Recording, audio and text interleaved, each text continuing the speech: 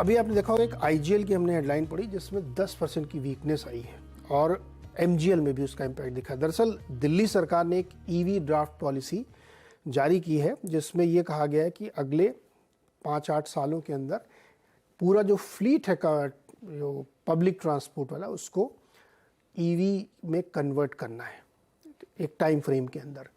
तो उसकी वजह से जो कन्वेंशनल फ्यूल की डिमांड है वो डेफिनेटली गिरेगी और उसी की वजह से आईजीएल जैसे शेयर पे असर पड़ रहा है। क्यों ज़्यादा आईजीएल पे, आईओसी पे भी उतना असर पड़ना चाहिए? उसका रीज़न ये है कि दिल्ली एनसीआर में जितनी पब्लिक ट्रांसपोर्ट चीज़ें हैं वो सीएनजी से चलती हैं। डीटीसी की बसें तो करीब 20 साल पहले सीएनजी कर दी गई थी, लेकिन टैक्सी, ऑटो, इस तरह की गाड़ियाँ भी सीएनजी हैं क्योंकि वहाँ पोल्यूशन की ज़्यादा स्थिति ख़राब है। तो इसलिए आईजीएल वहाँ का मोनोपोली प्लेयर है तो उस पर ज़्यादा असर देखने को मिल रहा है। हालांकि अभी ड्राफ्ट पॉलिसी है, कब होगा नहीं होगा, कितना होगा, लेकिन इम्पैक्ट है। तो स्टॉक 10% नीचे है और ये ट्रेंड दुनिया भर में जाएगा, वॉल्यूम उतना जनरेट नहीं होगा तो उसका असर आपको एमजीएल में भी देखने को मिल रहा है। बाजार की तस्वीर हमने आपको बताई कि कोशिश रिकवरी की हो रही है लेकिन अभी तक हो नहीं पाई है और मार्केट ऊपरी स्तरों पे प्रेशर फील कर रहा है। आज के मेहमान गाबा जी होंगे और आज सोशल मीडिया के हम बहुत सारे क्वेश्चंस आपके लेंगे जो आप हमें ट्विटर पे भेज रहे होंगे, उन सबका जवाब देंगे। लेकिन एक व्यू गाबा जी का लेते हैं पहले मार्केट पे। गाबा जी, पहले निफ्टी पे व्यू देंगे कि पहले आईजीएल पे व्यू देंगे? आईजीएल की बात करें तो पहले इंदिरा आईजीएल की बात करते हैं जी। इंद्रप्रस्थ गैस, हाँ, इंदिरा गैस। यहाँ पर तो काफी गिरावट आई है लेकिन एग्जॉशन आया था नजर करीब 3 दिन पहले, करीब 490 के आसपास, और 500 एक साइकोलॉजिकल रेजिस्टेंस बन जाता है। तो वहां पर एक्चुअली एग्जॉशन था, टिपिकल क्लासिकल सेल सिग्नल था। अब भी डाउन है, ट्रेड कर रहा है 412 पर। ब्रेक डाउन तो मिला है, पॉसिबल है कि लोअर लेवल दिखे और आते दिनों में शायद 380 भी देखने को मिल सकते हैं। तो पहला सपोर्ट रहेगा 400, फिर 380। तो है तो वीक आईजीएल। तो आईजीएल वीक और एमजीएल भी सर थोड़ा वीक है, आज 6-7% वो भी कमजोर है। जी हाँ भाई बहन, यही लगता है। यहाँ पर है अपर रीजन में थोड़ा एग्जॉशन था, नीचे देखा, आज ब्रेकडाउन मिला है। एमजीएल 1044, नियर टर्म टारगेट 1000 के हैं, शायद वहां पर सपोर्ट मिले। लेकिन एमजीएल और आईजीएल दोनों ही वीक।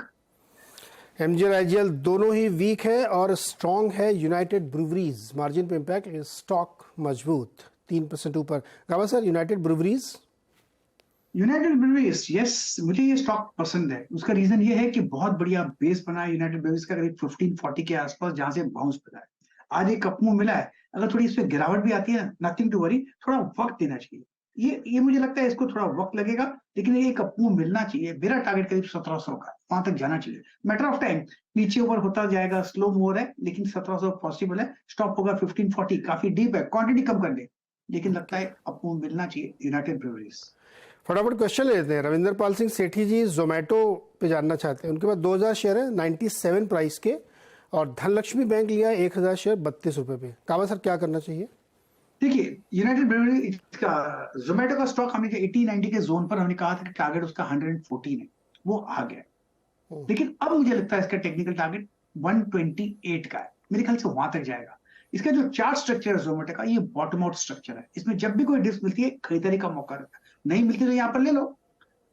आपको मिलना चाहिए, 128 का ये टारगेट है। दूसरा रहा धनलक्ष्मी बैंक, डीएच में देखता हूँ चार्ट पे मिल जाता है धनलक्ष्मी बैंक। यस, धनलक्ष्मी को मिल गया। धनलक्ष्मी बैंक भी मुझे ठीक ही नजर आता, थोड़ा स्ट्रेच है। 28 में स्ट्रॉन्ग सपोर्ट जोन है, हो सकता है 25 पे चला जाए, लेकिन यहाँ पर लगता है कि अपमूव मिलना चाहिए। एक्सपेंशन कॉन्ट्रैक्शन होते रहेंगे लेकिन चार्ट स्ट्रक्चर पॉजिटिव है, इसलिए अपमूव मिलना चाहिए धनलक्ष्मी बैंक। ओके। गिरिराज सिंह ने पेट्रोनेट एलएनजी के 240 वाले कॉल लिए 1.5 रुपए पे, क्या बनता है सर? हाँ। मेरे ख्याल से जो मिलता है ले लेना चाहिए, क्योंकि इसमें वीकनेस नजर आती है पेट्रोल एलएनजी में। तो कॉल लेना नुकसान का सौदा है, जो मिला वापस ले लीजिए, लॉस बुक करना चाहिए। जो मिला ले लीजिए, लॉस बुक करना चाहिए पेट्रोनेट एलएनजी में। अंकित चौहान के पास शक्ति पंप्स के 200 शेयर हैं 1100 रुपए प्राइस पे। शक्ति पंप्स, कोशिश करता हूँ मुझे मिल जाए मेरे को तो। शक्ति पंप्स, यस मिल गया। अच्छा स्टॉक है, बढ़िया है। 1000 स्ट्रॉन्ग सपोर्ट जोन, थोड़ा ज्यादा भाग गया, लेकिन कल सर्किट था इसलिए आज साइडवेज चल रहा है। लेकिन मेरे ख्याल से स्टॉक बढ़िया है, लॉन्ग टर्म होल्ड है शक्ति पंप। इसमें जब भी कोई डिप मिलती है, it's okay, don't worry. Strong support zone 900 925 के आसपास है, तो इट्स अ होल्ड शक्ति पंप। ओके, प्रतिभा गुप्ता इन्होंने लिया है अपोलो माइक्रो सिस्टम 455 68.53 के प्राइस पे। अपोलो माइक्रो ये एक डिफेंस से जुड़ी कंपनी है। 76 पर चल रहा है आपको अपोलो माइक्रो सिस्टम्स, मेरे ख्याल से बढ़िया स्टॉक है, चक्स्टर पॉजिटिव है, इसमें जब भी कोई डिप मिलती है खरीदारी का मौका रहेगा। मेरे ख्याल से इनको नक्श लगना चाहिए 100 के आसपास और फिर 60 का स्टॉप लगाना चाहिए। तो डीप है इसलिए तो है 60, ताकि 100 मौका मिलने का, नीचे ऊपर होता रहेगा, nothing to worry. I think it's a buy and hold, dip buyable, dips buyable Apollo Micro. Apollo Micro Systems पे होल्ड करने की राय है गाबा जी की। मेरे नाम वाले ही हैं एक नीरज नीरज, इन्होंने अपना ट्विटर हैंडल बनाया है। इनका सवाल है एनबीसीसी पर 500 शेयर 60 रुपए 50 पैसे पर। नीरज गर्ग का सवाल है ये। एनबीसीसी, वेल ये स्टॉक होल्ड के लायक, 71 पर ट्रेड कर रहा है, बहुत बढ़िया ब्रेकआउट मिला है 52 जोन पर, अच्छा आपको मिला है फ्रॉम 40 जोन से, कंटिन्यू होल्डिंग इट, डिप्स मिलती है बायबल है, ट्रेड कर रहा है 71 के आसपास। मेरे ख्याल से नियर टर्म टारगेट 90 का होना चाहिए, लेकिन उसे वक्त लगेगा, तो यस इट्स अ होल्ड। ये स्टॉक ने अच्छा कंसोलिडेशन बहुत लंबे समय दिखाया, उसके बाद ये ऊपर जा रहा है एनबीसीसी, और इसमें बीच बीच में ऑर्डर की खबरें आती रहती हैं। 90 तक जा सकता है, अगर आप होल्ड कर सकते हैं तो इसको होल्ड करिएगा। योगेश शर्मा, और ये पटियाला से इन्होंने सवाल भेजा है। पीएनबी पंजाब नेशनल बैंक के शेयर हैं इनके पास 1001, भाव है इनका 77 रुपये 60 पैसे, और कल्याण ज्वेलर्स 101। ये कुछ लग रहा है इन्होंने टोटका किया है, 225 शेयर लिए हैं, एक लगा देते हैं ये ऑड ये नंबर बनाने के लिए। पहले पीएनबी बताइए सर। पर पंजाब नेशनल बैंक में थोड़ी वीकनेस है, काफी दौड़ा है इसलिए थोड़ी वीकनेस है, लेकिन लार्जर टर्म स्ट्रक्चर देखा जाए तो पंजाब नेशनल बैंक का बढ़िया है, तो it's a hold on a long term basis, लेकिन शॉर्ट टर्म में थोड़ी वीकनेस आ सकती है। 62 बहुत ही स्ट्रॉन्ग सपोर्ट जोन है, तो फिलहाल होल्ड कीजिए और इंतजार कीजिए, वक्त दीजिएगा, अपमूव मिलना चाहिए पंजाब नेशनल बैंक में। और दूसरे कल्याण ज्वेलर देख लेता हूँ, कल्याण ज्वेलर्स, कल्याणी स्टील, कल्याण ज्वेलर्स मेरे पास मिल नहीं रहा है, कन्या मुझे मिल नहीं रहा है, सॉरी, इसका नंबर है तो बता दीजिए। मैं बताता हूँ सर, कल्याण ज्वेलर्स का नंबर है 543278। 543278, यस, KLYN, क्यों नहीं मिल रहा था मुझे। अच्छा लग रहा है स्टॉक, 303 पे ट्रेड कर रहा है, बढ़िया है, मेरे ख्याल से स्ट्रक्चर पॉजिटिव है, स्ट्रॉन्ग सपोर्ट जोन करीब 285 के आसपास है, होल्ड है, थोड़ा स्ट्रेच है लेकिन होल्ड है। ओके, होल्ड करिएगा इसको, और ये स्ट्रक्चर यहाँ पे ठीक देखने को मिल रहा है। सुशील महेश्वरी का सवाल है SW सोलर 90 शेयर्स 375 पे। SW सोलर, यस, 283 पे ट्रेड कर रहा है, थोड़ा साइडवेज जोन पर है, तो मेरे ख्याल से थोड़ा इसमें दिक्कत आ सकती है, लेकिन साइडवेज जोन पर ये क्लैरिटी मिसिंग है। अच्छा हो जाएगा मूव जब वो 450 पार कर लेगा, तब तक मेरे ख्याल से साइडवेज जोन है, आई थिंक सता रहा है, थोड़ा और भी सताए, लेकिन 450 का इंतजार कीजिए, जब वो पार हो जाएगा तो you can take it up. 450 पार करेगा तब इसको ले सकते हैं, थोड़ा इंतजार करिए, थोड़ा दिक्कत दे सकता है आपको। गावा जी, अब हम लोग बातचीत करते हैं हेवेल्स के मैनेजमेंट से। हेवेल इंडिया का मुनाफा दूसरी तिमाही में 33% बढ़ा है, वही आमदनी 6% बढ़कर 3,900 करोड़ रुपए पहुंच गई है। मार्जिन भी करीब 8%, 7.8% से बढ़कर डबल डिजिट की करीब यानी 9.6% पर पहुंच गई है। दूसरी में बातचीत करने के लिए हमारे साथ हैं कंपनी के CMD अनिल राय गुप्ता जी। अनिल जी, बहुत बहुत स्वागत है आपका CNBC आवाज़ पर। नतीजे हमने देखे कि थोड़ा थोड़ा इम्प्रूवमेंट इसमें देखने को मिला है। आपके हिसाब से क्या हाईलाइट है और सबसे ज़्यादा कंसिडरेबल फैक्ट क्या थे इसमें? देखिए, जहां तक पिछला क्वार्टर या फर्स्ट हाफ को देखा जाए तो इसके दो भाग देखें। अगर 30% ऑफ बिजनेस हैवेल्स का जो प्रोफेशनल साइड से आता है, जहां professional luminaires, industrial switch gear, power cables हैं, वो तो बिजनेस में अच्छी ग्रोथ देखी जा रही है, क्योंकि इंफ्रास्ट्रक्चर स्पेंडिंग भी अच्छी है, कंज्यूमर कैपेक्स स्पेंडिंग भी अच्छी है। जहां तक कंज्यूमर प्रोडक्ट्स हैं, जहां पे 30% 70% हैवेल्स का पोर्टफोलियो है, वहां पे फर्स्ट हाफ में थोड़ी हमने कंज्यूमर सेंटिमेंट में वीकनेस देखी। कुछ तो पिछले साल का चलता हुआ जो इन्फ्लेशनरी ट्रेंड रहा, अभी वहां पे रॉ मटेरियल्स में कमी है, तो मुझे लगता है कि आने वाले टाइम में कंज्यूमर सेंटिमेंट भी स्ट्रांग होना चाहिए। जैसा आपने कहा, थर्ड फोर्थ क्वार्टर में फेस्टिव डिमांड भी आ जाती है, समर प्रोडक्ट्स भी फोर्थ क्वार्टर तक चालू होने शुरू हो जाते हैं, तो सेकंड हाफ में हम लोग डेफिनेटली एक अच्छी ग्रोथ को एक्सपेक्ट कर रहे हैं। लॉयड जहां तक सवाल है, वहां पे एक अच्छी ग्रोथ हमने सेकंड क्वार्टर में भी देखी, जबकि सेकंड क्वार्टर हमेशा वीकेस्ट रहता है। लेकिन थर्ड फोर्थ क्वार्टर में फेस्टिव डिमांड और समर डिमांड आने से लॉयड में भी हम लोग एक्सपेक्ट कर रहे हैं कि ग्रोथ अच्छी रहनी चाहिए। अनिल जी, चूंकि आपका पोर्टफोलियो ज़्यादा एफएमईजी में, लेकिन फिर भी केबल एंड वायर बिजनेस काफ़ी बड़ा है और बहुत सारी जो अलग कंपनी इस ग्रुप की हैं, पेयर ग्रुप में जो लोग हैं वो बहुत एग्रेसिव है और बहुत शानदार उसमें ग्रोथ भी देखने को मिली है। आप इसका परफॉर्मेंस कैसे देखते हो और इसको आगे कैसे ले जाना चाहेंगे आप? जहां तक केबल्स एंड वायर्स का सवाल है, हमारा प्राइमरली ज्यादा बिजनेस जो है डोमेस्टिक वायर से आता है।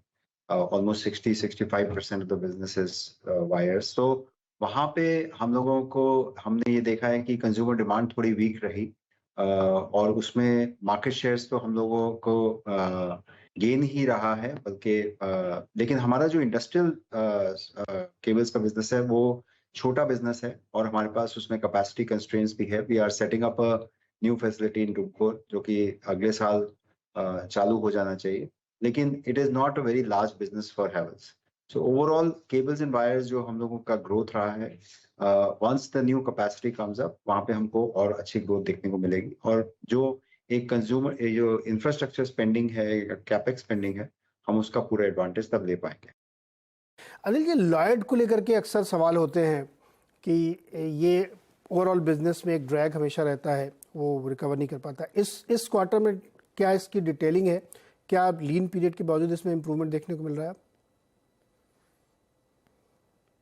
तो जहां तक टुमकुर फैसिलिटी है फॉर केबल्स एंड वायर्स, वो डेफिनेटली हम कॉस्ट इंक्रीज तो एक्सपेक्ट नहीं कर रहे। In fact there will be advantage to cater to the south and west markets, क्योंकि वहां से एक प्रॉक्सिमिटी रहेगी और फ्रेट एलिमेंट में भी वहां पे एक बेटर कंपेटिटिवनेस बढ़नी चाहिए। जहां तक लॉयड का सवाल है, लॉयड में जो हम लोग इन्वेस्टमेंट्स कर रहे हैं ब्रांड बिल्डिंग में या मैन्युफैक्चरिंग में, उसका एडवांटेज अब हमको आना शुरू हुआ है। और जैसे मैंने आपको कहा, थर्ड और फोर्थ क्वार्टर उसका एक अच्छा सीजन आता है, वहां पे भी हम लोग मार्केट शेयर गेन्स को टारगेट करते रहेंगे, लेकिन हमारी investments brand building, manufacturing, R&D में बनी रहेंगी लॉयड में। और मार्जिन एक्सपेंशन भी हमको देखने को मिलेगा, बिकॉज रॉ मटेरियल्स में भी वहाँ पे एक कमी है, और ब्रांड बिल्डिंग एफर्ट से कंज्यूमर परसेप्शन लॉयड का और बेटर होता जा रहा है। अनिल जी, लाइटिंग का बिजनेस काफ़ी हद तक ये अपनी जो लार्ज इंफ्रा और हाउसिंग सेक्टर के ग्रोथ पे डिपेंड करता है। कैसा आप देख रहे हैं, क्योंकि अभी पिछले कुछ समय से तो बहुत अच्छा परफॉर्मेंस नहीं दिख रहा है इसमें, क्या ये वाकई अब ग्रोथ वापस आएगी इसमें? देखिए, अगर आप लाइटिंग को देखें तो मुझे लगता है कि एक्चुअली इंडस्ट्री इतनी टर्मोइल में नहीं है, क्योंकि इसमें LED की या रॉ मटेरियल की जो प्राइसेस हैं वो कम आ रही हैं, तो वैल्यू एक्सपेंशन दिखता नहीं है। अदरवाइज वॉल्यूम ग्रोथ अभी भी है, और even in the second quarter we have seen volume growth in lighting. And यहाँ पे भी क्योंकि कंज्यूमर सेंटिमेंट अभी थोड़ा वीक रहा है, तो कंज्यूमर लुमिनेयर्स में ग्रोथ कम रही है, लेकिन प्रोफेशनल लुमिनेयर्स जहां तक हैं, जो जैसे स्ट्रीट लाइट्स हुआ या ऑफिस लाइटिंग हुआ, वहां पे we are seeing good growth.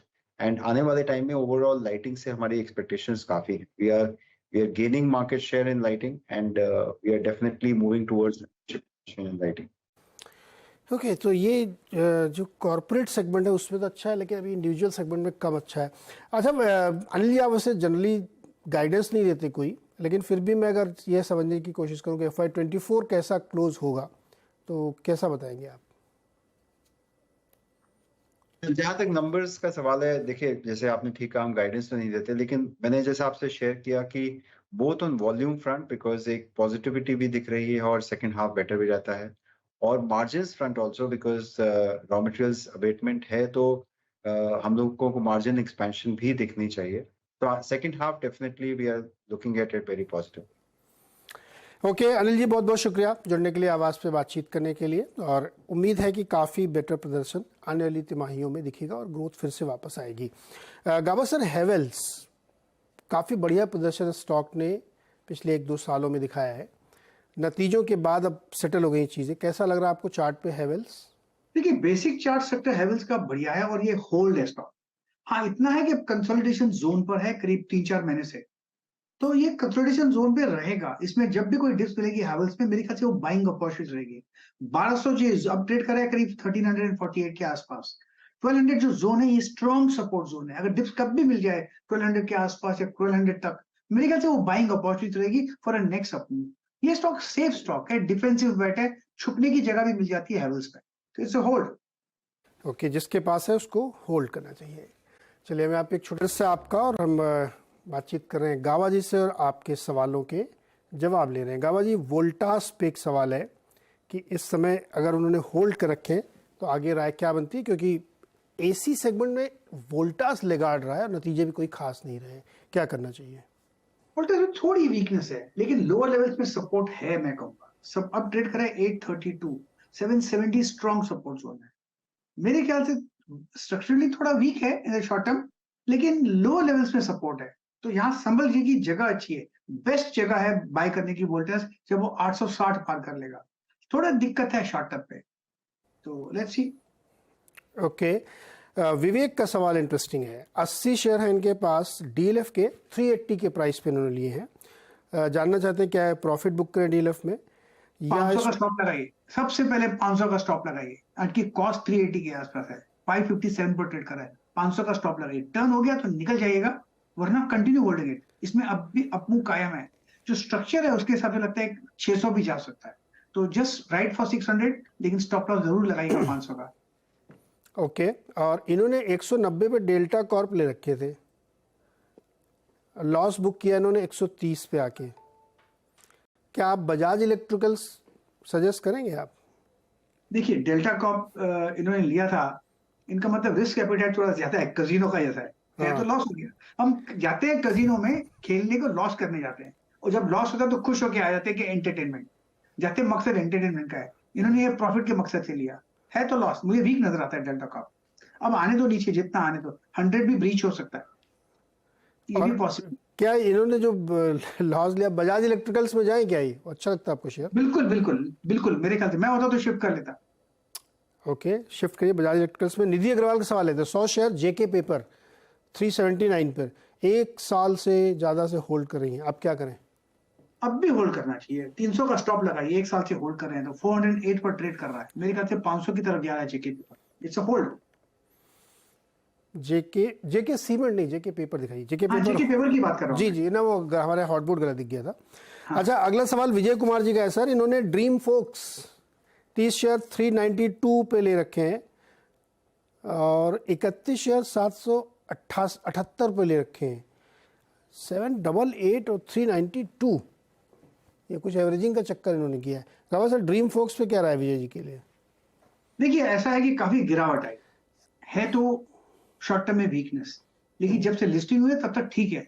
Structurally मेरे ख्याल से जो जोन है, लेवल जो सपोर्ट है ड्रीम लेवल्स का, वो मेरे ख्याल से करीब 400, 440, 450 के आसपास है। उसके ऊपर ट्रेड कर रहा है 490, लेकिन अपमूव मिलेगा तो 660 चला जाएगा। इनकी जो कॉस्ट है एवरेज, वो भी कम हो जाएगी। जब 600 के आसपास चला जाए, कॉस्ट के आसपास चला जाए, तो मेरे ख्याल से इसको एक बार तो निकल जाना चाहिए।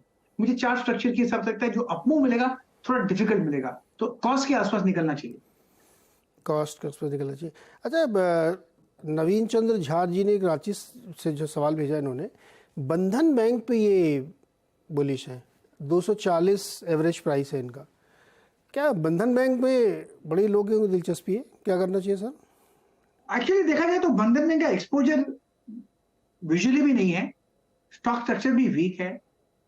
मुझे पता नहीं क्या है, लेकिन स्ट्रक्चरली थोड़ा वीक नजर आता है। ट्रेड करे 227, पॉसिबल है कि 200 चला जाए और वो भी ब्रीच हो, तो मुझे थोड़ी वीकनेस नजर आती है बंधन बैंक में।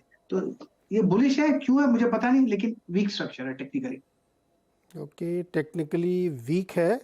और मतलब वैसे भी बैंक सेगमेंट में भी देखिए पिछले कुछ दिनों से बड़े बैंक नहीं चल रहे तो छोटे कैसे चलेंगे। वरुण शुक्ला का सवाल है, इरकॉन 38 शेयर 132 रुपये 45 पैसे पे। गाबा जी, रेलवे वाला मामला है?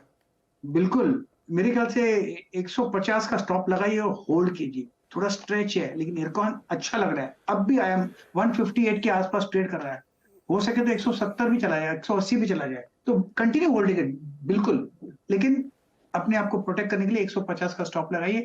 एवरी 10 रुपीज अप मूव में 10 रुपया स्टॉप लॉस बढ़ाते रहिए, लेकिन स्टॉक होल्ड है। कंवर जी, आईटीसी, एचयूएल और नेस्ले में आपको कोई पसंद है? नेस्ले नेस्ले बिल्कुल थोड़ा हाई टिकट है, लेकिन नेस्ले मुझे पसंद है। नेस्ले के टारगेट 24,000 के आसपास, 24,523। मुझे लगता है जैसा चार्ट स्ट्रक्चर है, जब भी इसमें करेक्शंस आई हैं वो एब्जॉर्ब हो गई है, और क्या चाहिए ऐसे स्टॉक में। आईटीसी में दिक्कत थी 500 के आसपास, वहां पर थोड़ा रेसिस्टेंस है, उसमें थोड़ा डिप पॉसिबल है, लेकिन आई थिंक नेस्ले या फिर एचयूएल दोनों ही अच्छे हैं। ये जो हाई टिकट वाली समस्या है ना नेस्ले की, ये सर अब सॉल्व हो गई है। उन्होंने इस एक स्टॉक को 10 में तोड़ दिया है, तो फैसला ले लिया है कि स्टॉक स्प्लिट होगा। तो अभी ये जो अभी मान लीजिए 24,000 का है तो 2400 का हो जाएगा, वट एवर जो भी रिकॉर्ड डेट की जो प्राइस होगी।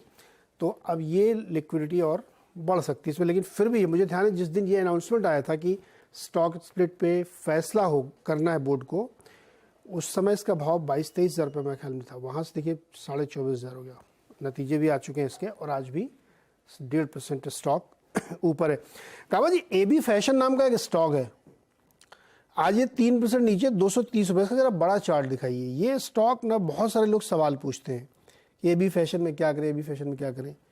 और ये देखिए थोड़ा आज का तो ये है, और थोड़ा लंबा चार्ट दिखाइए। इसमें